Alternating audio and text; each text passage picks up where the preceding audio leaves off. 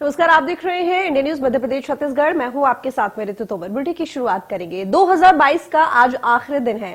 साल भर के बीच में कई ऐसी चीजें हुई जो अपने आप में अनोखी और चौंकाने वाली थी। कुछ यादें खट्टी तो कुछ मीठी बनकर रह गई है। अब ये साल खत्म होने जा रहा है, तो आइए आपको 2022 में घटी उन प्रमुख घटनाओं से रूबरू कराते हैं।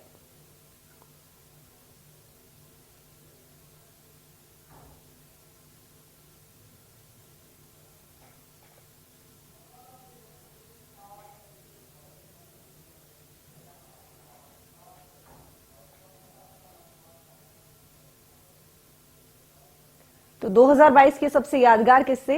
70 साल बाद कूनो में 8 चीते आए और पीएम ने चीतों को बाड़े में छोड़ा। इसके साथ ही महाकाल लोक की पीएम ने सौगात दी। राहुल गांधी की यात्रा, भारत जोड़ो यात्रा एमपी पहुंची।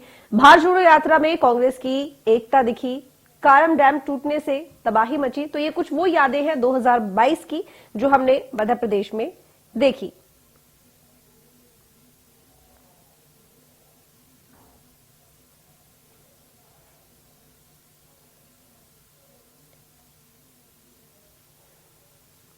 तो संजय शर्मा इस वक्त हमारे साथ जुड़े हुए ज्यादा जानकारी के साथ में लाइव। संजय, देखिए 2022 का आज आखिरी दिन है। मध्य प्रदेश की बात करें तो मध्य प्रदेश के लिए कई मायनों में बेहद खास रहा है 2022। और अगर यादों की बात की जाए तो यादों में एक लंबी कतार है मध्य प्रदेश के लिए जिन्हें याद किया जा सकता है 2022 के तौर पर। लेकिन अगर इन जाहिर बात है कि इन यादों में जो सबसे खास, अगर हम कहेंगे सबसे खास क्षण जो मध्य प्रदेश के लिए रहा होगा, तो वो शायद वो चीते रहे होंगे जो 70 साल बाद भारत में, मध्य प्रदेश में आए हैं। यहाँ पर जो श्योपुर में चीते प्रधानमंत्री नरेंद्र मोदी द्वारा छोड़े गए थे, वो एक ऐतिहासिक पल था जिसमें कि 70 साल से विलुप्त चीते जो है ग्वालियर अंचल के श्योपुर में आए थे। और वहां पर खास तौर पर इस जो श्योपुर इलाका है वो आदिवासी और पिछड़ा इलाका माना जाता है। तो वहां पर जो है पर्यटन स्थल बनाने की जो है कवायद कहीं ना कहीं केंद्र सरकार की ये मंशा है और इसके चलते तमाम सारे पर्यटन के रोजगार के साधन बढ़ेंगे। आदिवासियों को यहाँ पर जो बड़ी सौगात यहाँ पर मिली है प्रधानमंत्री नरेंद्र मोदी द्वारा और केंद्र सरकार द्वारा। वहीं दूसरी यदि बात कर ली जाए, यदि ग्वालियर अंचल की बात कर ली जाए तो यहाँ पर भी काफी बड़ी सौगातें जो है ग्वालियर को दी गई हैं। चाहे 1000 करोड़ की जो पहला चरण शुरू हुआ है, 1000 करोड़ का एलिवेटेड रोड का, जो कि ज्योतिरादित्य सिंधिया केंद्रीय नागरिक उड्डयन मंत्री का ड्रीम प्रोजेक्ट है, वो अब शुरू हो चुका है।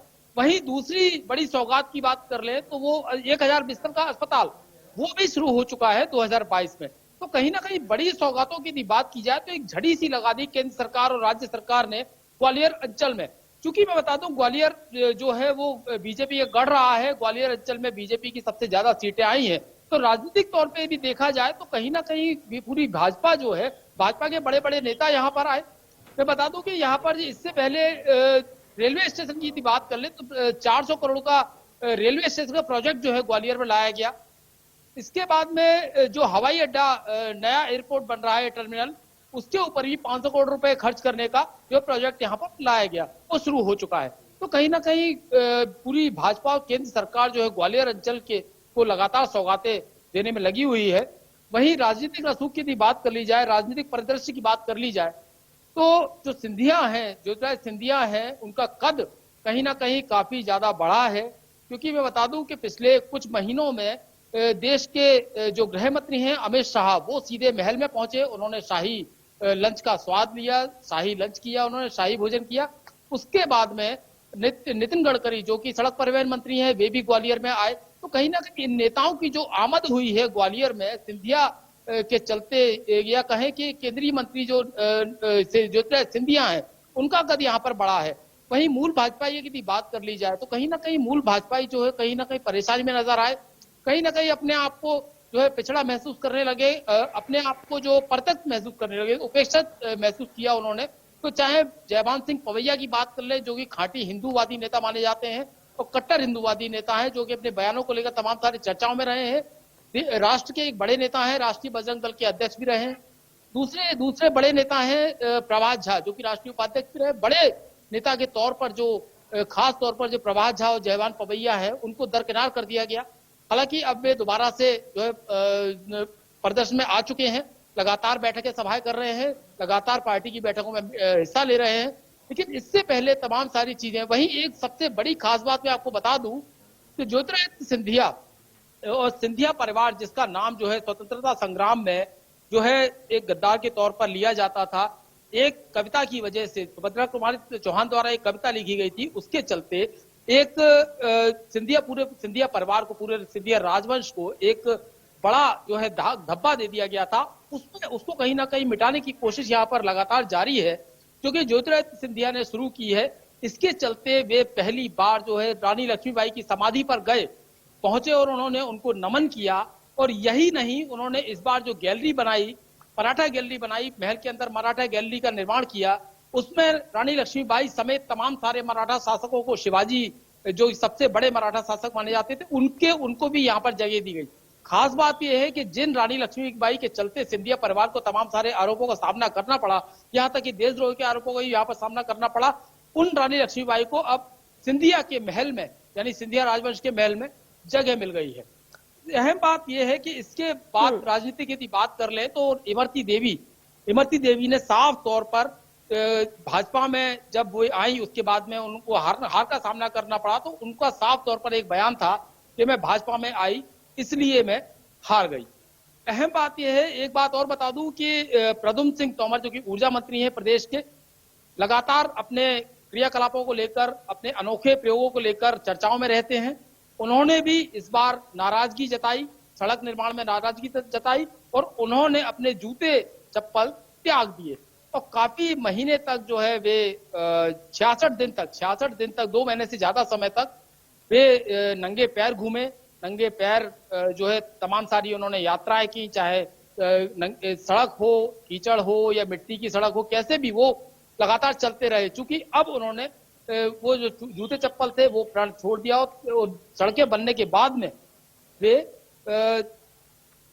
अब उन्होंने जूते पहन लिए। अब सबसे बड़ा जो राजनीतिक परिदृश्य बदला वो महापौर का बदला कि ग्वालियर में 57 साल बाद कांग्रेस सत्ता में आई नगर निगम में, और कांग्रेस की महापौर यानी कि सतीश सिकरवार जो विधायक हैं, उनकी पत्नी शोभा सिकरवार यहाँ पर महापौर के पद पर निर्वाचित हुई।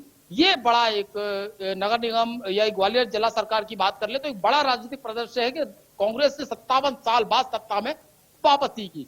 तो वहीं और मैं बता दूं, यहाँ पर एक चीज और देखी जाएगी कि क्राइम की यदि बात की जाए तो क्राइम में ग्वालियर एक गढ़ रहा है शुरू से। हथियारों की यहाँ पर प्रदर्शन को आम माना जाता है, और हथियारों और ड्रग्स के मामले में ग्वालियर अंचल जो है सबसे नंबर 1 रहा। और इसके अलावा हथियारों की यदि बात कर ले तो सोशल मीडिया पर वायरल होते हथियारों की तस्वीरें, युवाओं द्वारा लगातार फायरिंग की तस्वीरें यहाँ पर लगातार वायरल हुई। वहीं इसके अलावा क्राइम की बात कर ले, अपराध की बात कर ले तो नाबालिग बच्चियों के खरीद फरोख्त के मामले भी सामने आए। इसके साथ ही जो है हत्याओं और आत्महत्याओं का जो है दौर लगातार चलता रहा। आज की तारीख में भी, क्योंकि अब सर्दी है, बहुत ज्यादा जो है लोग घर से बाहर नहीं निकलते हैं, कड़ाके की ठंड पड़ रही है, तो इस समय भी हत्या और आत्महत्याओं के दौर लगातार जारी हैं, और वायरल वीडियोस, हथियारों के वायरल वीडियो लगातार चल रहे हैं। इसके साथ ही मैं बता दूं, राजनीतिक भ्रष्टाचार की यदि बात कर ली जाए तो जो पूर्व मंत्री भगवान सिंह यादव सहकारिता में विभाग में रहे, उनको जो है कली सजा हुई। इसके पहले जो है अजब सिंह कुशवाहा, उनको भी कांग्रेस के विधायक हैं, उनको भी कोर्ट ने सजा दी। तो कहीं ना कहीं राजनीतिक भ्रष्टाचार भी यहाँ पर चरम पर रहा। वहीं चाहे नगर निगम की बात कर ले, जिला प्रशासन की बात कर ले या अन्य विभागों की बात कर ले, तमाम सारे विभागों में ईओडब्ल्यू और लोकायुक्त ने यहाँ पर छापेमार कार्रवाई की, रंगे हाथों पकड़ा। जी ठीक है, जिस तरीके से आपने बताया ग्वालियर के लिए काफी खट्टा मीठा ये 2022 वाला साल रहा है। देखना होगा कि आगे 2023 किस तरह से होने वाला है। बहुत शुक्रिया आपका संजय तमाम जानकारी के लिए।